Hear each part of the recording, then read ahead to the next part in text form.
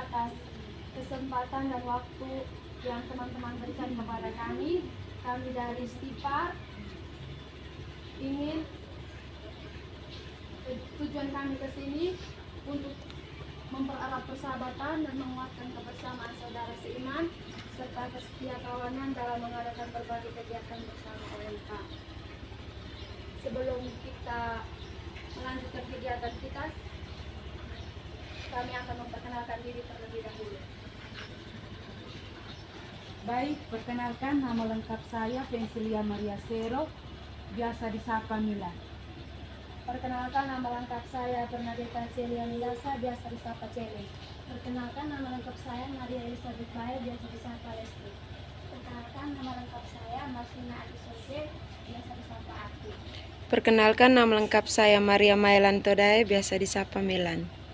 Oke, terima kasih kepada teman-teman yang sudah memperkenalkan dirinya.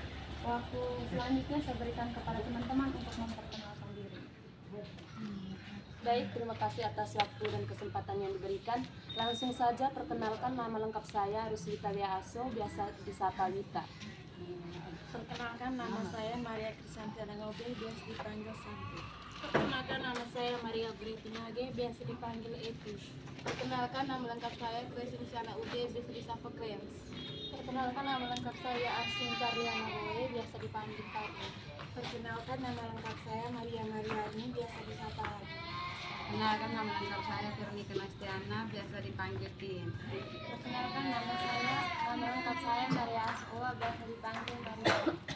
Perkenalkan nama saya Rizky Konsrido, dipanggil Rizky. Oke, terima kasih kepada teman-teman yang sudah memperkenalkan dirinya. Selanjutnya kita mulai kegiatan kita ini diawali dengan doa. Mari kita siapkan hati batin kita untuk berdoa. Dalam nama Bapa, Putra, dan Roh Kudus. Amin.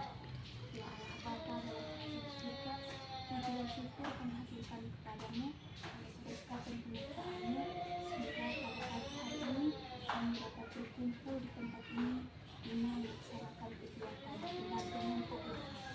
Kami mohon ya Tuhan, putuslah Roh Kudus-Mu ke atas diri kami masing-masing. Semoga apa yang kami berikan dapat, semoga apa yang kami lakukan kegiatan kami pada pagi hari ini, semoga berjalan dengan lancar. Namanya Tuhan akan dipuji dan berserah. Amin.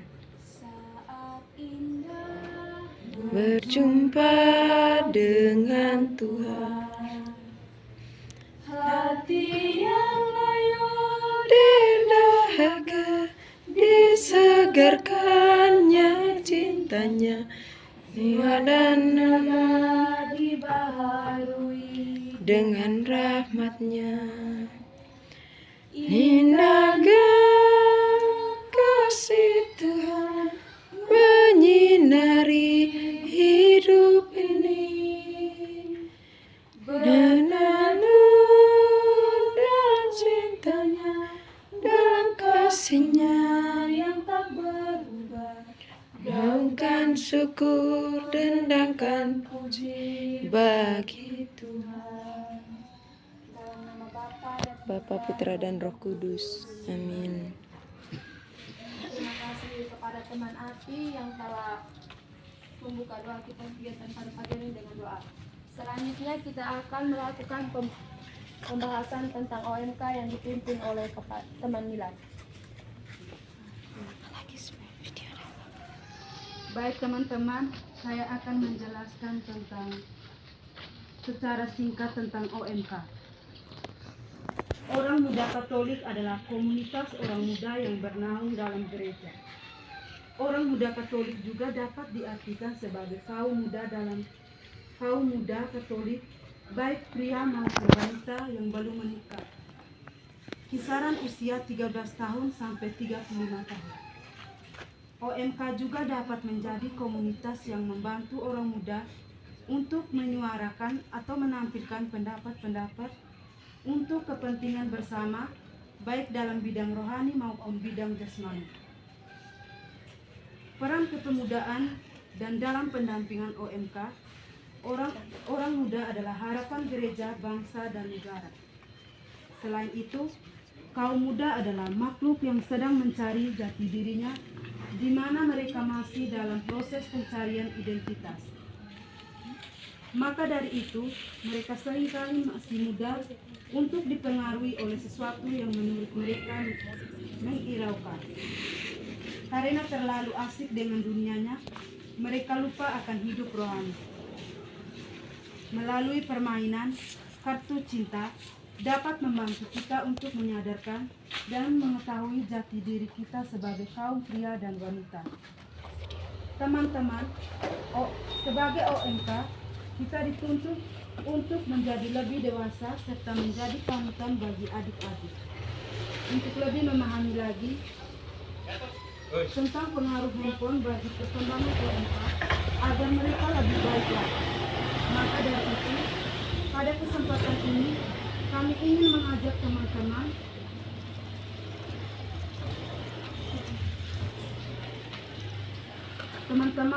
untuk menggunakan handphone dengan lebih konsisten dan tahu membatasi diri dengan hal-hal yang tidak merugikan orang lain dan diri sendiri.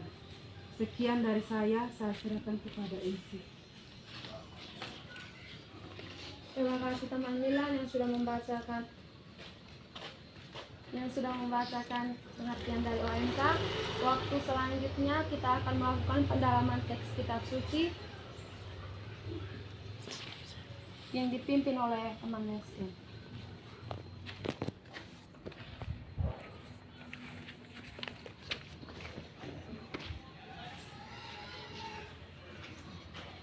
Teman-teman, kita akan mendalami teks kitab suci Kejadian bab 11 ayat 1 sampai 9.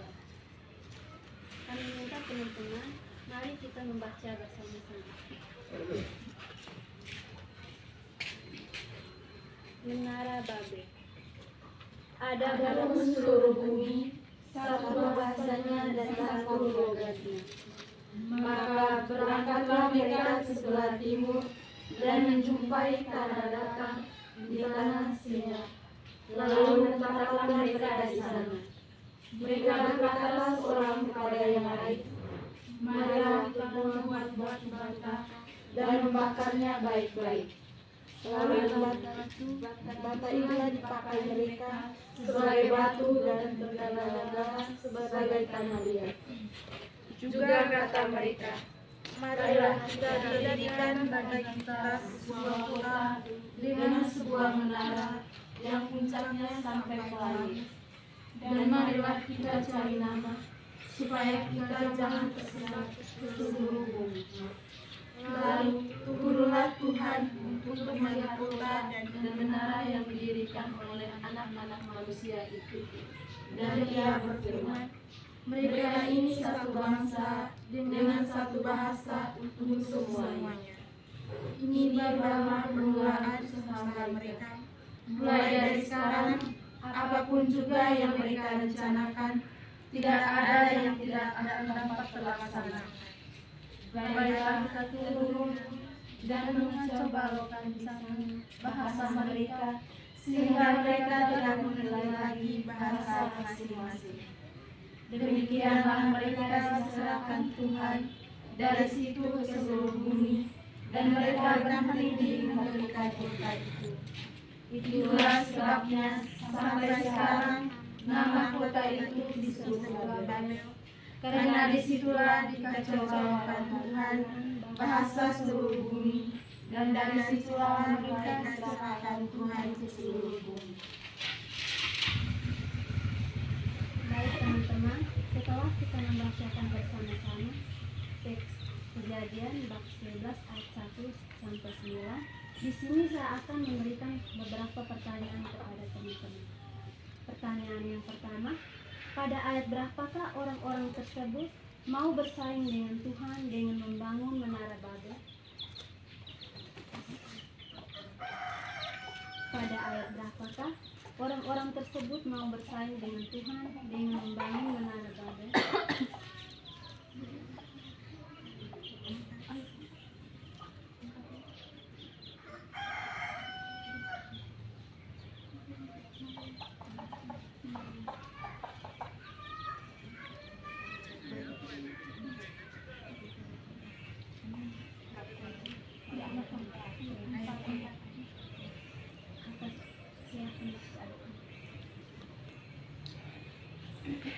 Sebutkan nama. Apa sebutkan nama yang diberi jawab? Yang cuma ayat pada ayat berapakah orang-orang tersebut mau bersaing dengan Tuhan dengan membangun menara Babel?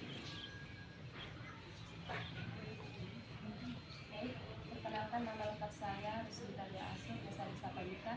Saya akan menjawab pertanyaan dengan bunyi pertanyaan ayat berapakah orang-orang tersebut mau bersaing dengan Tuhan dengan membangun menara Babel? lebih baik, yaitu ayat 4. Juga kata mereka, marilah kita dirikan bagi kita sebuah kota dengan sebuah menara yang puncaknya sampai ke langit, dan marilah kita cari nama supaya kita jangan terserah ke seluruh bumi. Terima kasih Kak Lita. Sekarang pertanyaan nomor 2. Dengan cara apa Tuhan menghancurkan menara Babel? Terdapat di ayat berapa? Dengan bunyi pertanyaan, dengan cara apa Tuhan menghancurkan menara Babel?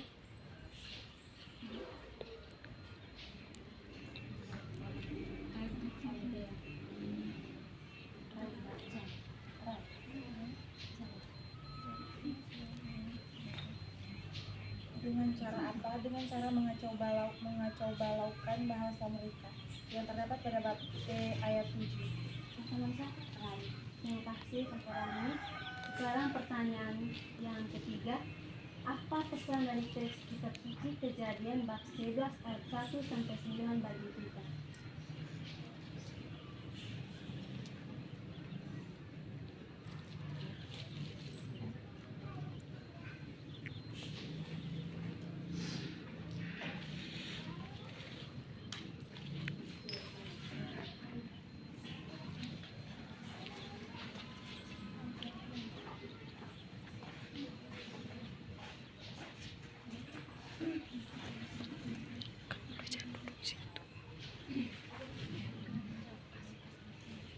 Baik, terima kasih. Nama saya Maria Krisanti Alangobe. Saya akan menjawab pertanyaan nomor 3. Pesan dari teks ini ialah tidak semua yang direncanakan oleh manusia dapat terjadi sesuai rencananya. Jika melihat kembali kisah tersebut, kita dapati bahwa Tuhan memberikan rencana usaha kita dengan niat dan tujuan yang baik, tanpa menjatuhkan orang lain. Karena manusia diciptakan Allah adalah untuk memenuhi rencananya, dan seluruh makhluk ciptaan memuliakan Dia, bukan diciptakan untuk mau mencintai Dia dan ingin bersaing dengannya. Kita semua di sini saya akan memberikan beberapa penegasan teks kitab suci bagi kita semua. Yang pertama, orang muda Katolik selalu memberikan contoh atau teladan yang baik bagi orang lain dengan cara yang baik dan tidak menjatuhkan orang lain. Yang kedua, orang muda Katolik dituntut untuk menjadi pemimpin yang unggul bagi gereja. Yang ketiga, orang muda Katolik jangan terlena dengan berbagai kemajuan teknologi seperti handphone lalu melupakan Tuhan. Saudari, manusia pertama yang telah melupakan Tuhan dimusnahkan oleh air bah, sehingga kehidupan yang baru yang dekat dengan Tuhan dimulai di muka bumi. Pada kesempatan yang sama, Tuhan juga mengaruniakan kemampuan kepada manusia untuk mengelola alam, untuk membantu kehidupan. Dimulai dari Nuh dan keluarganya, Tuhan memberikan kemampuan untuk membuat kapal yang besar. Sebagai sebuah bentuk kemajuan teknologi, manusia mulai belajar juga membuat berbagai peralatan untuk membantu kerajaannya dalam mengelola air. Kemampuan itu perlahan-lahan membuat manusia merasa diri mampu untuk melakukan sesuatu tanpa bantuan Tuhan. Bahkan sebagaimana dalam cerita kita hari ini tentang Menara Babel, manusia yang punya kemampuan untuk melakukan berbagai hal itu mulai membangun sebuah menara sebagai bentuk keangkuhan mereka untuk mengatur diri sendiri tanpa campur tangan Tuhan. Manusia berusaha merencanakan dan membuat sesuatu sesuai dengan apa yang mereka pikirkan dan inginkan. Bagi mereka, kemampuan yang mereka miliki adalah sebuah kekuatan untuk mengatur kehidupan mereka sendiri. Karena itu, mereka mendirikan menara yang tinggi untuk menjaga kesatuan mereka. Mereka merencanakan sesuatu hal yang baik menurut mereka dengan kemampuan dan kepintaran mereka, bukan dengan mengandalkan Tuhan. Menara itu juga sebagai simbol atau tanda bahwa mereka mampu, sehingga mereka patut mendapat pujian atas apa yang mereka lakukan. Apa yang mereka lakukan itu ternyata tidak disukai Tuhan. Tentunya Tuhan mau manusia menggunakan kemampuan dan pikiran yang Tuhan berikan untuk melakukan berbagai hal yang baik, termasuk untuk menjaga kebaikan alam ini dan kebaikan kehidupan dengan sesama manusia. Tetapi apa yang dilakukan itu seharusnya juga dalam penyertaan Tuhan. Sehingga bukan kemuliaan diri sendiri yang menjadi tujuan, tetapi kebaikan dan kemuliaan nama Tuhan semata. Dari cerita tentang Menara Babel ini, ada poin penting yang dapat kita renungkan dan ajarkan kepada kita orang muda Katolik. Yang pertama, tentang kemampuan manusia dan hasil teknologi buatan manusia adalah karunia dari Tuhan. Tanpa kemampuan yang diberikan oleh Tuhan, manusia tidak bisa melakukan apa-apa. Karena itu, gunakan kemampuan untuk berkarya sebagai bentuk syukur kepada Tuhan atas yang Ia berikan. Hal yang kedua adalah bagaimana menggunakan semua hasil teknologi ini dengan bertanggung jawab. Jangan sampai kemampuan dan hasil teknologi dipakai untuk maksud jahat. Cerita Menara di Babel menunjukkan bagaimana Tuhan murka ketika manusia menggunakan kemampuan dan teknologi hasil ciptaannya untuk kesombongan dan maksud buruk lainnya.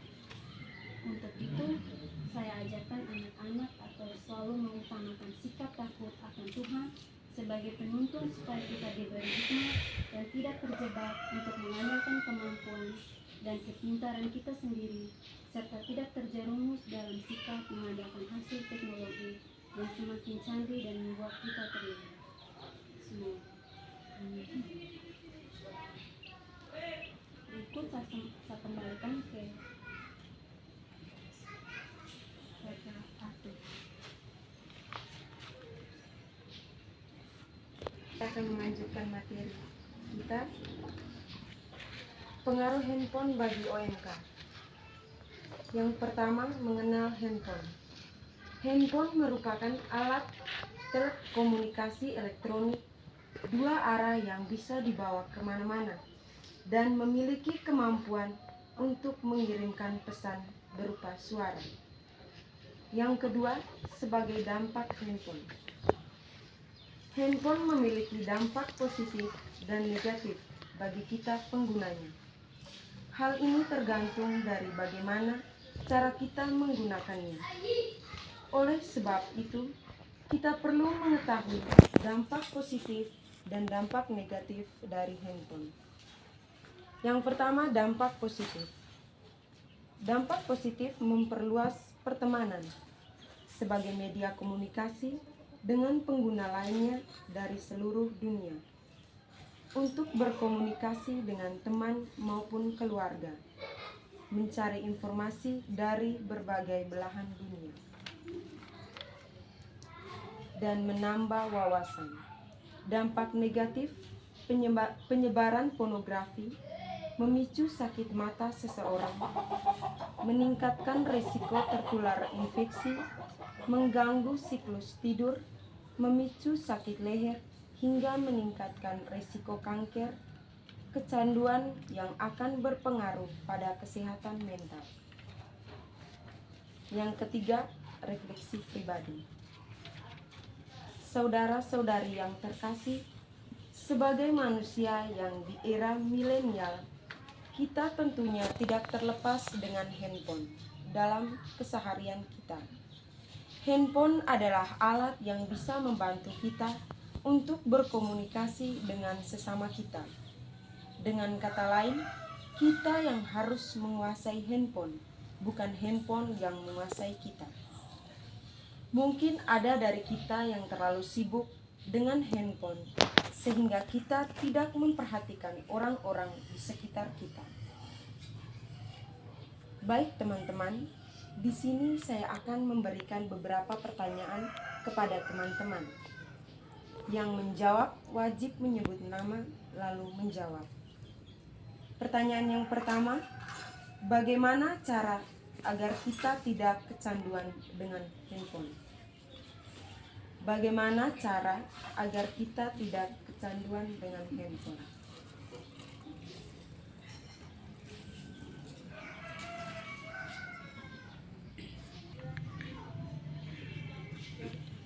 Agar kita tidak kecanduan dengan HP.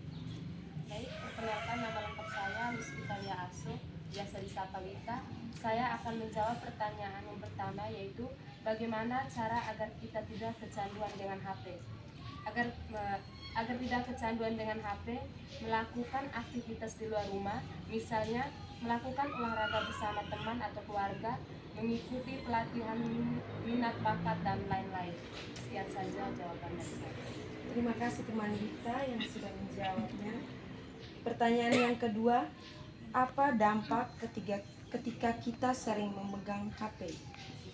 Jadi baik, saya akan mencoba menjawab. Perkenalkan, nama saya Maria Britinage, biasa dipanggil Eti. Nah, yang harus kita lakukan apa dampak ketika kita sering memegang HP? Yaitu sulit berkonsentrasi, penurunan minat belajar, perubahan mental dan perilaku, ketidakseimbangan emosi, halusinasi, mengurangi kualitas tidur, dan lain-lain. Sekian dan terima kasih. Terima kasih teman Eti yang sudah menjawab pertanyaan. Pertanyaan yang ketiga, apa fungsi HP bagi teman-teman sebagai orang muda Katolik? Baik, terima kasih. Saya akan menjawab soal nomor 3.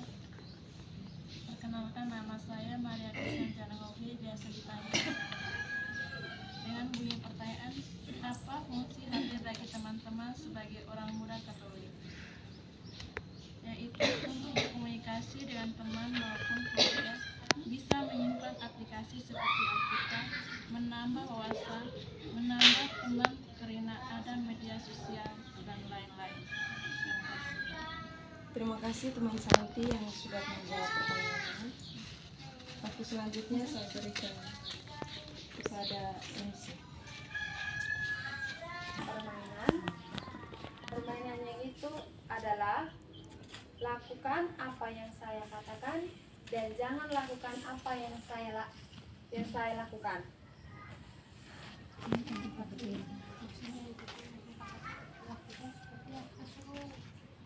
Jangan lakukan apa yang saya lakukan. Kepada kakak tadi. Kenapa lu sih tidak apa? Jangan kayaknya apa? Jangan.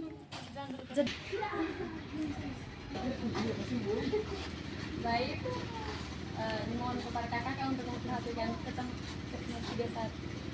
Lakukan apa yang saya katakan dan jangan lakukan apa yang saya lakukan.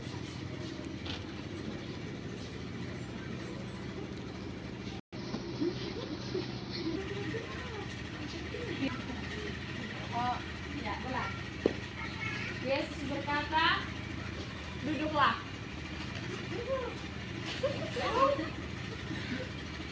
Yesus berkata, berdirilah. Yesus berkata, mundurlah.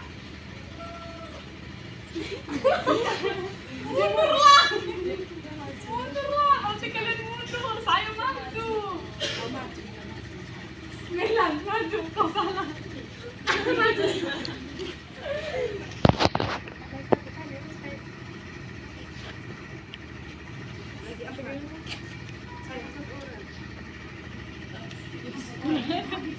Yesus berkata,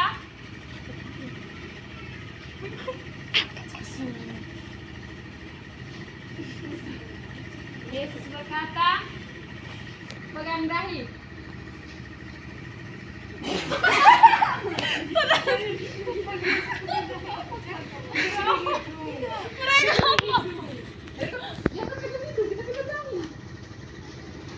Iya benar. Nangis ngopi.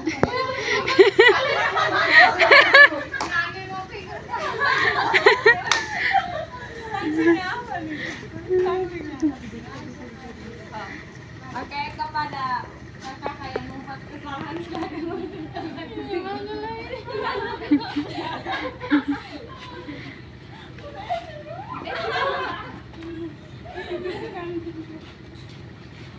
Oke, baik. Sanksinya di sini adalah satu orang jadi cermin dan satunya untuk cermin.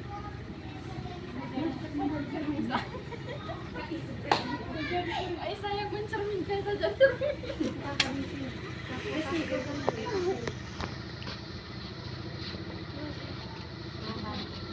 Tapi lagi kan oh kamu.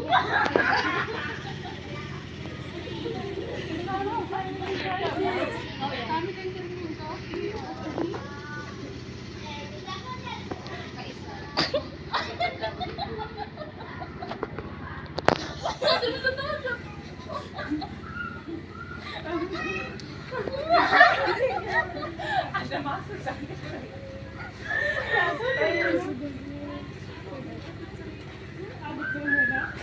Oh iya.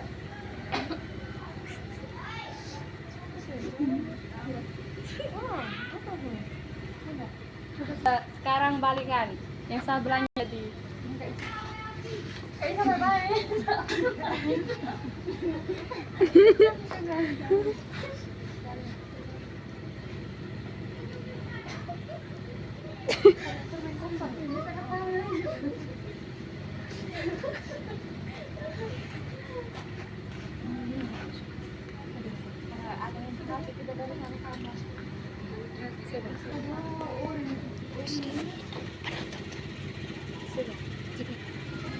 Ada teman-teman,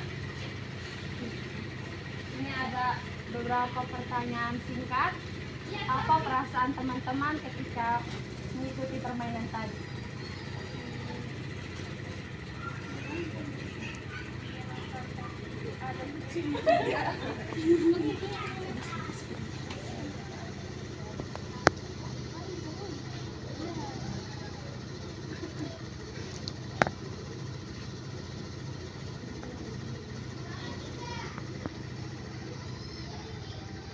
Baik, kita akan melanjutkan materi kita. Di sini kami mengucapkan terima kasih kepada teman-teman OMK.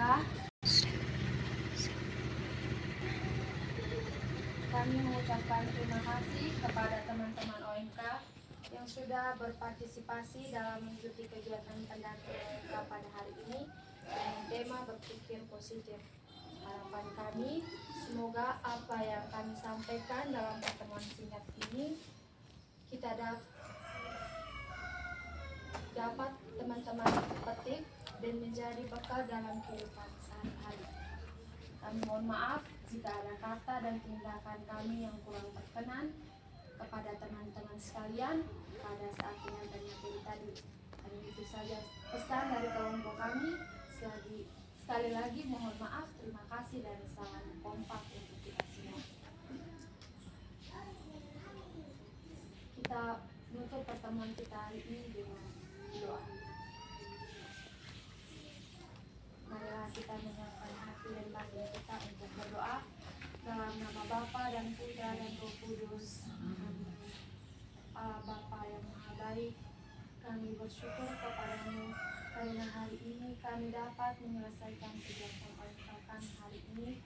Ampunilah kelalaian dan kesalahan kami, baik terhadap Engkau, terhadap teman-teman OMK kami. Sekarang kami akan pulang ke rumah kami masing-masing.